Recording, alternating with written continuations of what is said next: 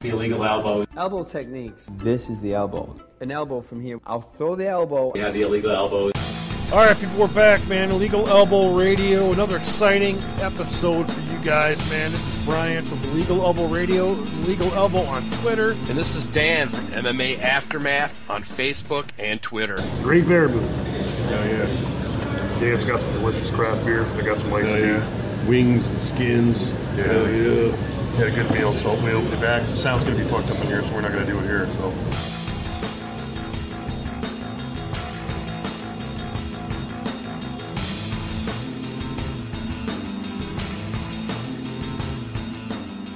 UFC 189. We're back here, MMA Aftermath Homestead. We just had a great meal. It was awesome, man. Great baraboo. Highly recommended. Oh, yeah. Dan craft beer's whole 9 yards. Hell yeah, Dan had some craft beer. A little iced tea action for me. Like I said, good meals. But we're going to get to the card. Which one you got on tap first, brother? We got a Dennis Bermudez, 15-4, going against a Jeremy Stevens. This is an interesting fight. I got a Dennis Bermudez in this one. So do I. I can't. Yeah, can't. It's like the Nate Marquardt thing, man. It's like I'm not going with Jeremy Stevens again and then getting fooled on it. So we'll see where that lands out. A real interesting fight that we're going to be keeping our eyes on big time. Pulling up a seat for this one is a Gunnar Nelson versus a Brandon Thatch. Okay, Gunnar Nelson's coming in at 13-1. Brandon Thatch coming in at 11-2. After a Rick Story taking out a Gunnar Nelson, exposing him basically to the world. And if a Brandon Thatch can pick up on this, it might bode well for a Brandon Thatch who basically has got, he's got some reach on him, he's got some length on him. Yeah. Gunnar Nelson, I think he needs to push the pace and stop with this fucking wait and bait shit, man. No. And a Brandon Thatch, Gunnar Nelson's going to be coming out with a little bit of a different game plan than a Ben Henderson is, I think, Yeah. So we're going to have to see here. And he's got to pick it up, you know what I mean? Because Thatch is going to have reach for days. I mean, the guy's 11-2. He may as well be 11'2" with his friggin' reach, man. It's nuts. But Henderson was able to get inside and make it happen. Magic, yep. Yeah, so if Gunnar Nelson is not watching video on this guy, it's just another, detriment to his career, man. He needs to watch video on that guy. And I'm confident in the guy. I think he'll learn from that, from that Rick Story fight. Thatch is still new, new to the big stage anyway. But he's looked really good. So it's hard to make a call, but I'm gonna say Gunnar Nelson, man, myself. Yeah, I'm gonna have to go with Gunnar Nelson. I think, because we put him kind of like a next level guy, probably because he's got all the attributes in the world, man. It's good everywhere, man. But my thing is, he needs to, like I was talking about, the wait and bait. He needs to push this. He needs to push the fight, and don't wait around for somebody to figure your shit out, like a Rick Story did, man. So you need to push the pace, get up in Thatch's face, bring him to business. We'll see what's happening. But coming up next, man, is the immortal Matt Brown, 21-13. Another good one, man. Going against the Tim Means, 24-6. We got another, I would have to say, knockdown, drag-out fight, man. Yeah, I got to go with Matt Brown, but it's going to be good. And Tim Means is one of them dudes. He's got an excellent chin, and he's like a Matt Brown. That's what's so cool about this fight is they're a lot alike. They're mean dudes and heart for days. Yeah, so guts and heart, man, and just brute and brawn and tough ass guys, man. So it's gonna make for an awesome fight. And skipping forward a little bit, man, some of the other fights that we got going on here. Let's just skip forward to the co-main event, which if they were to take off the Conor McGregor and Chad Mendes fight, this would be a perfect main event card, man. Really, it could have let its own pay-per-view. Really could have let it off. But Robbie Lawler coming in at the champ Robbie Lawler coming in 25-10 against the challenger Rory McDonald 18-2. Rory McDonald showing a lot of people a lot of things. Destroying a Tyron Woodley. Absolutely destroying him. with the push kick. Took him way outside his game, man. That's a thing, man. When you confused. Push the pace on a Tyron Woodley like that, he gets lost. You know, you saw with Nate Marquardt. A lot of people, Tyron Woodley this, Tyron Woodley. No, dude, you back this dude up. He has problems. The game plan. Yep. He has problems. And he wouldn't even be, if you watch that fight, Tyron Woodley wasn't even pulling the trigger. Like, you'd figure, like, just let your hands go, dude. You know, fuck it. He was just confused. Majorly confused. Shelled up, turtled up, kind of almost froze up, and just got punished. But Robbie Lawler, man, a lot of people are looking past a Rory McDonald, but I think this is going to be a big test for a Robbie Lawler. It is. And going against a Rory McDonald, and he shouldn't overlook him because Rory McDonald, with his size, his strength, and not only that, his ability to keep evolving in the sport. You know what I'm saying? Yeah, so, that's why I kind of give Rory McDonald a little bit of edge in this, because he's been in there with Robbie Lawler before. So he'll do his homework, come back, and we're talking about a different Rory McDonald right now. You know, his last 3-4 fights, we've seen a different Rory McDonald. That's what I'm saying. Yeah, he's been in there with him before, and he's learned from that fight, and he's looked to improve after that fight too. And I kind of weigh in the area of Rory at this point. Yeah, same here. I'd have to go with a Rory in this fight, just for the simple fact, I'm not going to say that he's being overlooked. If Lawler wins, I definitely would say don't put Rory in another, top fight for a little while. Exactly, here, but for him to win, in my opinion, it's going to have to be. He's either going to knock him the fuck out, or he's going to, outpoint him and outwork him. He's going to have to outpoint him, I think. That's what I think. Because I think I'm going to have to give the upper hand to a grappling, to a Rory McDonald, and I'm going to have to give an upper hand on the ground if he doesn't allow a Robbie Lawler to invade his space, keep him at bay, kind of like he did to Tyron Woodley. Yeah. Those push kicks, keep him at bay, keep him against the fence, rush in, do some attacks, some knees, work in the length. I don't know. Robbie Lawler might be in trouble here, bro. Yeah, it's definitely going to be a tougher fight than the first one.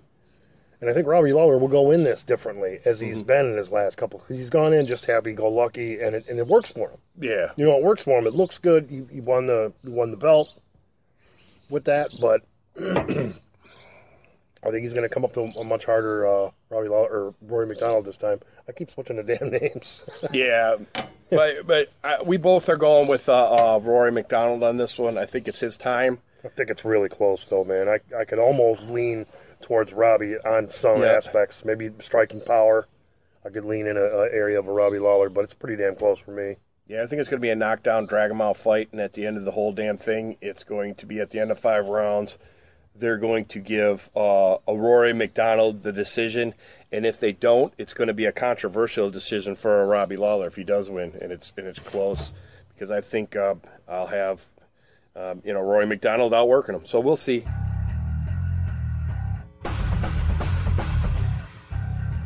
Conor McGregor coming in here, man. He hasn't shown us a lot. He's beaten some guys like a Seaver and stuff like that, man. And we were going to see a true test against him and Aldo. Aldo pulls out, okay? Sucks. We can sit there and bitch about, the rib injury and, him being cleared by the doctor and still choosing to pull out, which brings us up. There's people saying, well, was he going to piss dirty or...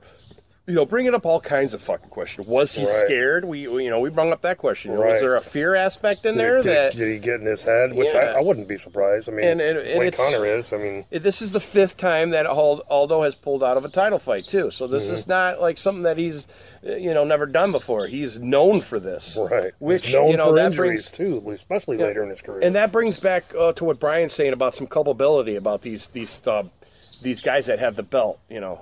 Like a Medved, who is that? A Minikoff over in... Yeah, come on already, man. A Minikoff. We had Cain Velasquez. We had a Dominic Cruz. It's no like, reason why these guys. Yeah. Okay, you want to take whatever 6-7 months Yeah. off and make it okay. I'll be back in a year. You know, I can understand that off of surgery. You know, if you're coming back and rehabbing off of surgery, but these guys are like getting the ankle sprain and a rib bruise. Come on, And I they're want to taking see a year and a half off. You know, in between fights. I want to see the belt Almost unified 5 months. before the end of the year. Us fans deserve that. Before the year's over, us fight fans deserve this after having to deal with the fucking hype train that's been about 5-6 months of hype. World tour, and, Yeah. and the fight's not even happening. I mean, they put so much money into this. UFC's got to be shitting all When over this the was place announced, pissed off. people go back to Spreaker, Illegal Elbow on Spreaker. We did a show when this was first announced, and we said, I bet you fucking somebody gets injured. Bam, look at this. If fucking somebody's injured after all this. But An injury or that two being every said, card. You know? that being said, Conor's new, and I'll give a little props to Conor. You know, Conor's like, well, you know, Aldo was up there. He was checked out by his doctor, and he was checked out by his gynecologist, and they both cleared him. You know, And they all think that he can do this. yeah, they think he can fight, but That's about the only thing I can do about his accent, you know, is the tink. But you know, and think then so. he I give him props for not saying, "Hey, I didn't train for Chad Mendes." He could have said that, so I don't want to fight. He's like, that's "Fuck not it." him at all. Yeah. No, it's not him at all. And he's going to go in there, and I think he's going to. Chad Mendes is going to give him problems, but at the same time, I think Chad Mendes. I think he's a little bit shorter than Yeah, I think he's giving up some reach too. okay. Yeah. And I think he's going to have trouble with Conor's style. So I do think Conor is going to win, but I'm not going to say Conor's going to knock him the fuck out. Okay, Chad Mendes got some fucking heart here. Okay, he's not coming in against a scrub.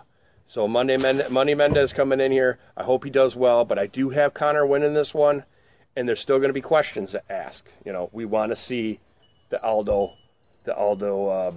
Conor fight. Just, you know, hey, that's it. That's what we want to see. And nobody wants to see Conor or Mendes Aldo too. So that's the drawback of this.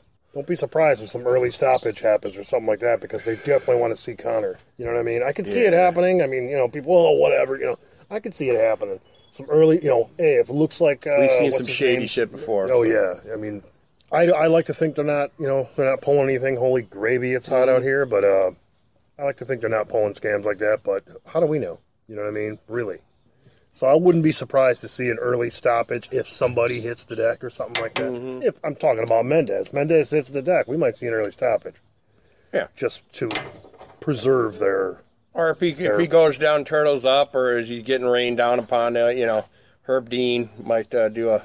Herb Dean might not even be reffing and come out of the crowd and stop it. So we don't know.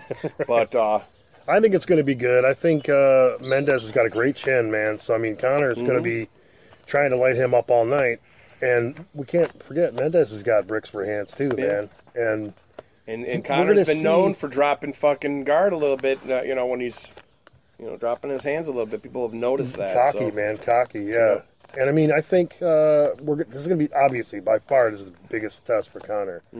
So, besides an Aldo or whatever. But I think once you get a Conor in maybe a third, fourth round, facing some good adversity, we really have to see how this guy digs deep, because we haven't seen it yet.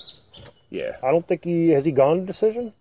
No, I don't think so. I mean, not at least not in his last few. So once we see him go a little further into late third, fourth round, we start see what his cardio is really made of, because every time he comes in, he weigh-ins, he looks emaciated big time.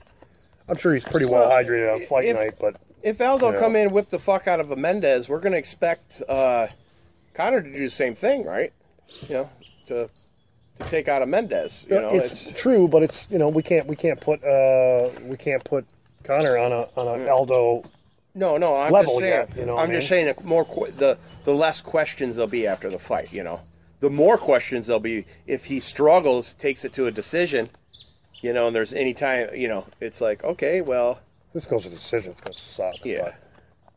But it'll be what it is. You know what I mean? But yeah, and he's got a built-in excuse for I didn't train for him, and this back in the whatever. I guess we could just take it for if he beats him, then hey, he's deserving. Interim belt doesn't mean shit to anybody around here. You know, Right. it just means, in UFC terms, if you got the interim belt, it means that the champ is is on vacation. Right. You know, acting like he's got an injury. But you got the guaranteed next shot. That's all it really means. It doesn't mean dick. But that being said, man, we haven't gone over every fight, man. This is a condensed video here. We wanted to get this out for you guys. We just kind of went over some of the fights that we're really interested in. You know, like the Gunnar Nelson and all that. You know. So, Jeez, we're going the to battle Immortal, here, man. There's all kinds of fucking bugs out here. But people, we are on Spreaker. And Spreaker, if you want to follow us on Spreaker, you don't need to sign up for shit, okay? You just go to Spreaker, you hit follow, and it'll ask you, do you want to log in with your Facebook? So you don't have to go in and get all your information. You can just log in with Facebook. Bam. You're part of the Spreaker family, man, with us. Fucking come on, follow us, write some comments.